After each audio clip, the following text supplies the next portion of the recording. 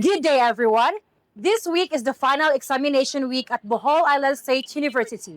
And today, we're going to ask students about their stress level during exams. We will be interviewing students from College of Engineering, College of Arts and Sciences, and College of Teacher Education. They will rate their stress level from 1 to 10, where 1 means not stressed and 10, which means extremely stressed. Ano, Tara? Tara.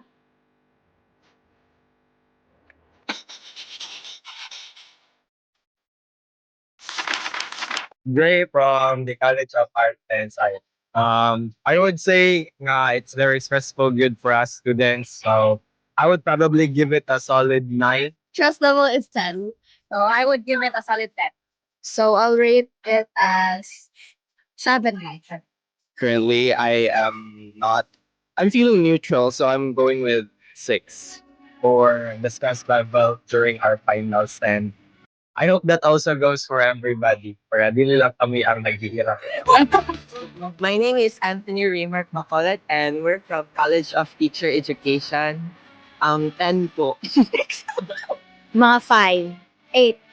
I think would be 8. So I am Jan of Darrell Thousand, and my stress level is 7. Hello, I am James Roy Mapuyo from BSCE to A College of Engineering. And if I am to rate my stress levels from 1 to 10, I believe I could put it at 6. 8. It would be 10. 9. 9. Out of 10. For me, I think it's a 10. It's the highest of them all. Personally, I believe kanang, of course, sa ato, as civil engineering students, stress man gyud ta. Pero it boils down to how you cope with it. Kunya, ako personally, more ko carefree. Yeah, dili kaya na ako i-problema kayo, pakita nag-solution ng things. That's all. Thank you to all students who participated in this interview. And now that we have collected the data, the next step is to analyze the results using GMovie through ANOVA testing. To determine whether there's a significant difference between the stress levels among the 3 colleges. This analysis will help us better understand how exam stress varies among students from different academic fields. First, open GMovie and encode your data. The first column contains the ratings, while the second column identifies which college each score belongs to. Next, click the analysis, then ANOVA, and choose one-way ANOVA. Then, the analysis window appears. Now, let's assign the variables. Put the ratings in the dependent variable and put the college in grouping variable. The dependent variable is what we measure, while the grouping variable is the category we compare. And then, under assumptions, check don't assume equal just to be safe while testing. Now, let's test for normality. Check the normality test and remember this rule. If p-value is greater than alpha, usually 0.05, normality is met. But if p-value is less than 0.05, normality is violated, and you should use the Kruskal-Wallis test instead. In our results, the Shapiro-Wilk test has a p-value of 0.158. Since 0.158 is greater than 0.05, the data is normally distributed. That means the normality assumption has been satisfied. Next, we check if the variances are equal using Levene's test. Here's the rule. If p is greater than 0.05, variances are equal. So use assume equal and Tukey post hoc. But if p is less than 0.05, variances are unequal. So stay with Welch ANOVA. In this analysis, Levene's test has a p-value of 0.889. Since this is greater than 0.05, the variances are equal. So we can confidently use Fisher's one-way ANOVA and the Tukey post hoc test. To make the report more complete, check these options: descriptive table, descriptive plots, and QQ plot. These help visualize the data and verify assumptions. Finally, let's interpret the ANOVA table. The ANOVA result has a p-value of 0.65. Since it is greater than 0.05, the result is not significant. This means that there is no significant difference in the ratings among the departments. If the ANOVA result is significant, you should check the post hoc analysis by clicking the significant comparison flags. But in our case, the result is not significant, so there is no need to further interpret the post hoc comparisons.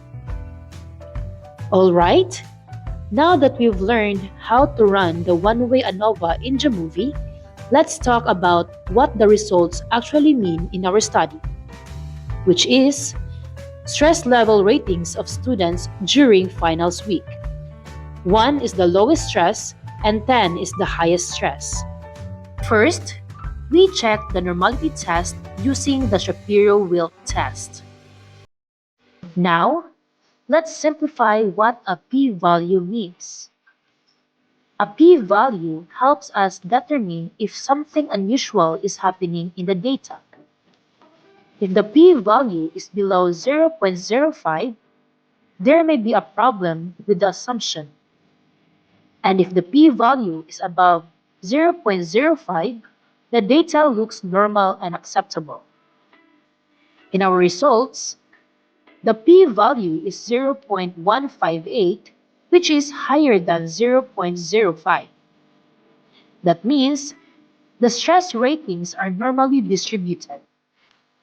In simple terms, the students' responses follow a natural pattern, so we can proceed with one-way ANOVA. Next, we check the homogeneity of variances test, also called Leavens test. This test checks if the colleges have similar levels of variation in stress rates. Think of it this way. If one college had extremely scattered stress ratings, while another had very consistent scores, comparing them wouldn't be fair. But our p-value is 0.889, which is much higher than 0.05. So, the variances are equal, meaning that colleges are comparable. That's why using Fisher's one-way ANOVA is appropriate. Now, for the main result of the study, the one-way ANOVA produced a p-value of 0.65. And since 0.65 is greater than 0.05, the result is not statistically significant. This means there is no significant difference in stress levels among students from the different colleges during finals week. In simpler terms, students from CAS, CTE, and CEID experience relatively similar stress levels. This tells us something very important about student life during finals week. Regardless of college, students may all be experiencing similar academic pressure, workloads, deadlines, and exam anxiety. So, whether students are in education, arts and sciences, or engineering related programs, finals week can be equally stressful for everyone. Understanding stress levels helps schools identify the emotional and academic challenges students face. And even though the departments did not differ significantly, the average stress ratings were still relatively high. That means students are still experiencing high stress overall during finals week. So here's the big message of this study. Stress during finals week is a shared student experience. And because of that, schools should continue creating programs that support students' mental health and well-being. Students also need to remember that asking for help, resting, and managing stress are just as important as studying. Now, let's summarize our findings. First, the data passed the normality test. Second, the variances among departments were equal. Third, one-way ANOVA showed no significant difference in stress levels. And lastly, students across departments experience similar stress during finals week. Based on the results, here are some practical recommendations we can recommend.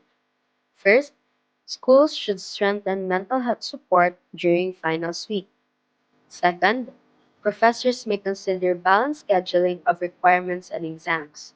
Third, students should practice stress management techniques like proper sleep, breaks, and time management. And lastly, future researchers can include more students or explore factors like sleep, workload, or study habits. And that's it for today.